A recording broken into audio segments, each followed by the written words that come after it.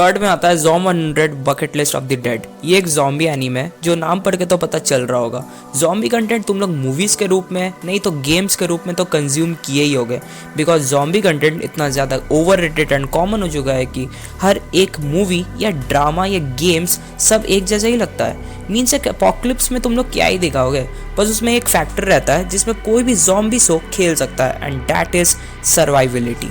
But सर्वाइविलिटी का factor तुम लोग तब खेल पाओगे जब प्लॉट एक्चुअली थोड़ा अलग और डिफरेंट हो, बिकॉज ज़ॉम्बी टॉपिक को इतना ज़्यादा ओवर कर दिया गया है कि लोगों को उसके रिलेटेड कुछ अलग थिंकिंग आता ही नहीं है और लास्ट में बस वो एक ट्रॉमेटिक सर्वाइविलिटी टास्क हो जाता है। बट इधर ही ज़ॉम 100 bucket list of the dead खेल जाता है बिकॉज वो ज़ॉम्बी के वर्ड्स को एकदम अपसाइड डाउन बदल देता है। और वो कैसे, मैं आप लोग को समझाता हूँ। जापान का वर्किंग कल्चर दुनिया का सबसे टॉक्सिक वर्किंग कल्चर है बिकॉज वो लोग एम्प्लॉयज़ को दिन रात भर काम करवाते हैं। ऐसा भी कभी कभी देखा गया है, लगातार 2 से 3 दिन नॉन स्टॉप काम करवाते हैं। उनका नींद, चैन, फ्रीडम सब छीना जाता है एंड वो लोग इसलिए ऐसा करते हैं क्योंकि उनको अमेरिका के साथ compete करना है। जो जापान दिखने में इतना सुंदर है उसके पीछे कितने सपनों को तोड़ा गया है ये हम लोग अंदाज़ा भी नहीं लगा सकते, only because of their toxic working culture. For example, जैसे मांगा आर्टिस्ट लोगों को उतना सैलरी नहीं मिलता है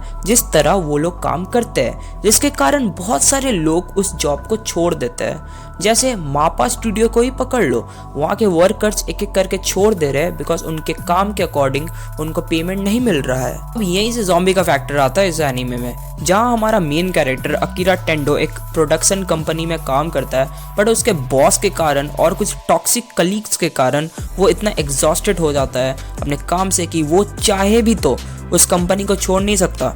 उसको लिटरली लगातार 2 दिन बिना सोए काम करवाते हैं और ऐसे करके 2 साल पार हो जाता है एंड उसका life black and white means boring हो जाता है, जहाँ बस काम, खाना और सोना रहता है। बट यही से तो ट्विस्ट आता है। सडनली एक ज़ॉम्बी एपोकलिप्स होता है जहाँ उसको पता चलता है कि कल से उसको कोई काम या रिस्पॉन्सिबिलिटी उठाने की ज़रूरत ही नहीं है एंड उसके बेरंग ज़िंदगी में रंग भर जाते हैं बिकॉज अब वो उन ज़ॉम्बी से डरता नहीं है because now he has the freedom to do what he actually wants. जैसे अपने क्रश को लव कन्फेस करना या अपने रूम को क्लीन करना या कोई कवासाकी बाइक चलाना, ये जो छोटी चीज़ें हैं वो अब इस एपोकलिप्स में कर सकता है by doing this survivability task. And वो ये कैसे करता है ये तो आपको एनीमे देखने पर ही पता चलेगा। एंड यहाँ ज़ॉम्बीज को रेफर किया गया है वर्कर्स के साथ बिकॉज हम लोग कोई भी कंपनी के अंडर अपने सपने को, अपने अंदर के खुशी या खुद के प्रायोरिटीज़ को सैक्रिफाइस करके ज़ॉम्बीज की तरह काम करते रहते हैं, जिससे हम लोग का लाइफ लूप की तरह चलते रहता है